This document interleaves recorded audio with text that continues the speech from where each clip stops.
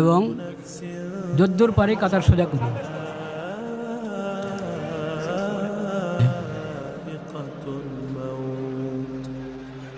সলাতুল জানাজার নিয়ত, যখন সলাতুল জানাজার জন্য আমরা এসেছি, জানাজার জন্য দাঁড়িয়েছি, সলাতুল জানাজার নিয়ত করলাম, বাস এতটুকুই জানাজার নিয়ত।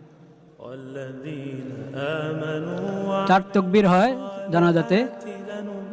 প্রথম তাকবীর আমরা হাত উঠাবো, প্রথম তাকবীর পরে সানা, দ্বিতীয় তাকবীর, এরপর দুরূদ শরীফ,